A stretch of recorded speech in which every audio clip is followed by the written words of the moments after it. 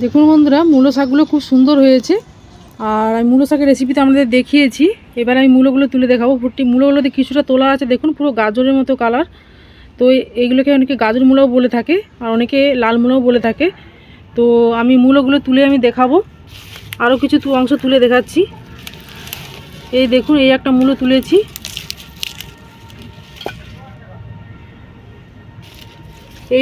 এই দিকটাতে মোটা মোটা মূলো আছে।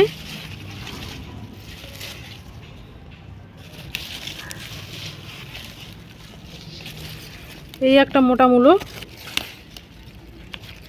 এই একটা মূলো তুলে নিয়েছি।